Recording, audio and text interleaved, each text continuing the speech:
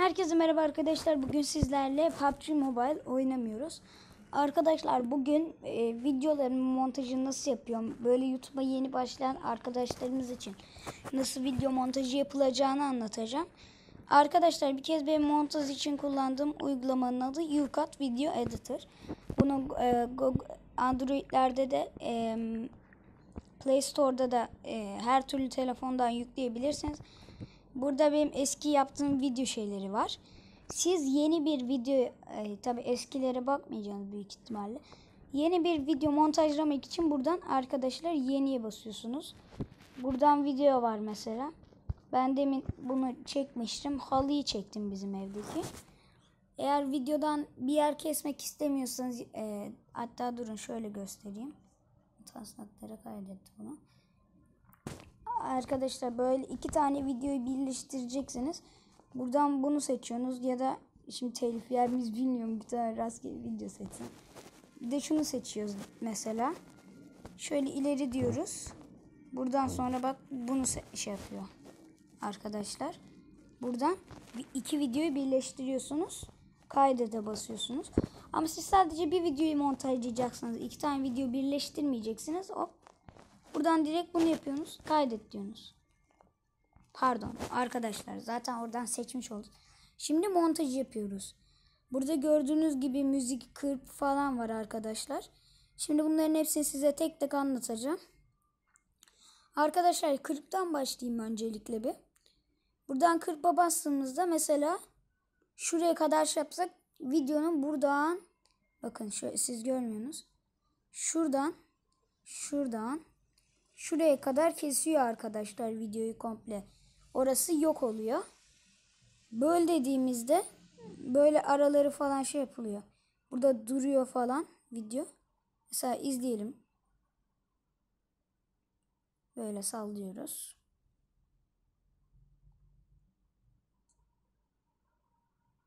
Evet, bölünecek yerleri seçmemişiz. Ya arkadaşlar böyle burayı bölünce ne oluyor? Size göstereyim. Çok bilmiyorum aslında, çaktırmayın. Arkadaşlar zaten böyle çok bir işiniz olacağını düşünmüyorum. Böyleden herhalde o seçtiğiniz kısımları falan hızlandıracaksınız. Asıl videolarda kullandığım şeyleri şey yapayım. Sınıf grubundan mesaj attılar. Bizim işimiz burada kesli arkadaşlar. Mesela videoda çok şey oluyor. Mesela şuradan şurayı ben videoda kesmek istiyorum. Şu kadar dakikayı. Buradan bak bu siyah kalan yer. Şu siyah kalan yer. Sizin kesmek istediğiniz yer, beyaz olan karelerin içinde olansa kesmek istemediğiniz yerler arkadaşlar. Buradan seçiyorsunuz. Buradan sonra tike basıyorsunuz. Burası kesilmiş oluyor. Kapı çalıyor. Bir dakika. Evet, açtım geldim hemen yine. Böyle videoyu kesebilirsiniz. Burada müzik yazıyor arkadaşlar. Burada benim telefonumdaki mesela müzikler var. Mesela üzücü fon müziği var. Evet, buradan müzik çalıyor. Şu müziği şu kadar kesiyor. Kullan diyorum. Evet babaanne. Müziği kullanıyorum arkadaşlar. Bakın bu dakikaya kadar bütün bu fon müziğini kullandı. Bunu ne yapmak istiyorum ben mesela? 3 saniyelik olsun diyorum. Şöyle çalsın bitsin diyorum mesela. 3.03 yaptım. Sonra müzik burada sonlandırıyor. Bunu istediğimiz gibi sesini falan arttırabiliyoruz, kısabiliyoruz biraz. Bu size kalmış, sizin zevkinize. Ben zaten normal şeylerde bırakmayı tavsiye ederim. Buradan telefondaki şu alt geri tuşuna bastığınızda zaten bu kendiliğinden kaydediyor. Burada filtre var arkadaşlar. Mesela buradan bu natural'ı seçeyim ben. Video boyu bu böldüğümüz yerden, bakın böldüğümüz yerden buraya kadar, şu iki tane kırptığımız yerden buraya kadar bölün de ne işe yaradığını burada tekrardan göstereyim. Filtre gibi şeyler koyacağınızda mesela bak üzücü fon müziğiyle, bak burada mesela şöyle oluyor. Yeni bir fon geliyor arkadaşlar. Sonra bitiyor bu. Böyle kısımları bittiğinde. burada kestiğimiz kısım, burası da böldüğümüz kısım. Bu ikisi arasına filtre koyabiliyoruz. Bu ikisi olmasaydı arkadaşlar, mesela burada filtre koysaydım, warm yapalım şunu da. Bu video boyu böyle olacak. Gördüğünüz gibi. Bu video boyu böyle kalacaktı. Burada sırayla gidiyorum. Efekt var arkadaşlar. Bu efektle ne yapıyoruz? Burada prolar var. Bu prolar şey olanlar arkadaşlar. Ücretli olanlar. Burada videoya mesela ben PUBG videolarımda yapıyorum. Adamı bazen güzel vuruşların olduğu zaman böyle mesela ne bileyim, bak burada monitör üstüne basılı tutup çektiğimizde ne kadar saniye o şeyin olduğunu göstermek için üstüne basıp çekiyorsunuz mesela, bakın. Tamam, bu kadarcık mı olsun istiyorum, bu kadar. Bitti. Sonra elimizi çekiyoruz. Buradan buna okeyliyoruz. Burada metin var arkadaşlar. Mesela ben şöyle rastgele bir şey yazdım şimdi. Buradan bunun nasıl olacağını falan şey yapıyorum. Nasıl, mesela böyle yazsın istiyorum. Yazımın rengi de buradan şöyle olsun istiyorum mesela, atıyorum. Burada bir sürü renk var. Buradan renkleri falan seçebiliyorsunuz. Bunlar Pro'nunki. Maalesef biz kullanamıyoruz. Şöyle falan olsun. Şu olsun mesela. Şöyle. Bordo yapalım. Geçiş efekti. Buradan PowerPoint kullananlar falan bilirdir.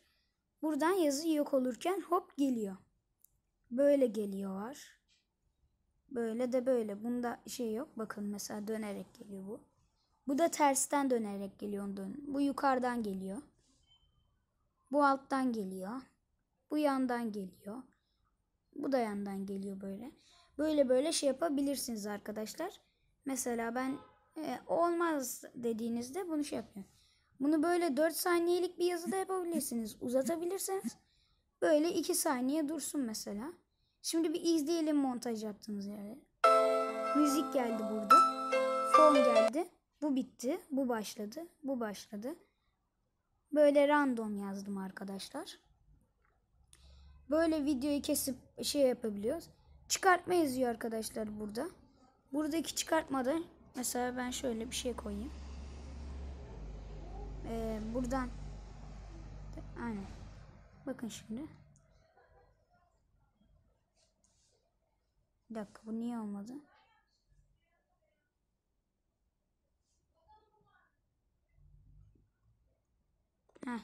Çok büyük yapmışız arkadaşlar. Ondan olmuş. Böyle de videonun ortasına bir tane çıkartma ekleyebilirsiniz. Bunu montajlayabilirsiniz arkadaşlar. Ondan sonra burada kayıt var. Bu kaydı şimdi çok göstermeyeceğim. Zaten siz benim sesimi alıyorsunuz. Bunu videoda göstermem biraz zor. Buradan kendi sesinizi buradan kaydedip videoya ses kaydetmesine izin verirsin diyorsunuz. Siz izin ver diyorsunuz.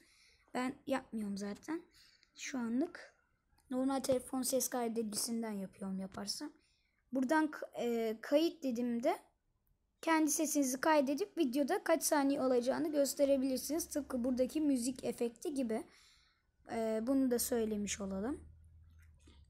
Bunlarla zaten çok işiniz olacağını düşünmüyorum. Böyle videoyu falan küçültüyorsunuz burada.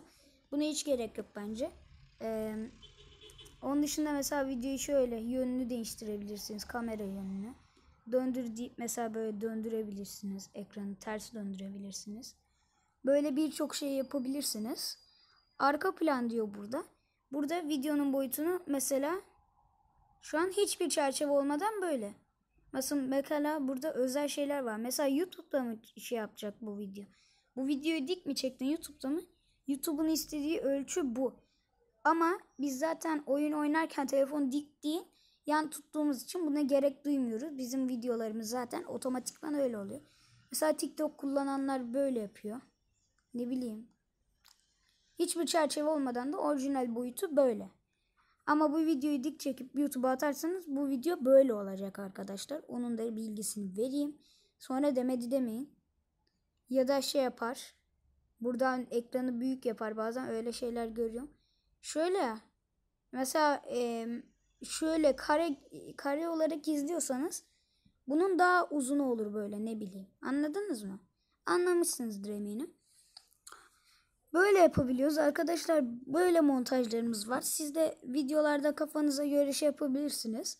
Bir de şunu da göstereyim. Buradan kaydet dediğimizde benim telefonda artık yer kalmadığı için yüksek yaptığımızda bu kadar, orta yaptığımızda bu kadar, düşük yaptığımızda bu kadar. Böyle de böyle hangi kalitede olsun montajlarımız, bundan da ayarlayabilirsiniz. Şimdi bir üzerinden geçelim. Kırptan kırpı kesi bölü gösterdik arkadaşlar. Bölden sonra mesela bir daha böyle yapsam, tike bassam yine oradan bölmüş olacağım videoyu. Ona göre yine filtre falan koymuş olabilirim. Yine hatta bakın kaydetmiş. Bakın buradan şey yapıyor. Burayı ne yapacağım mesela yine? Tekrardan filtreyi göstereyim. Natural yapalım. Bakın. Bakalım.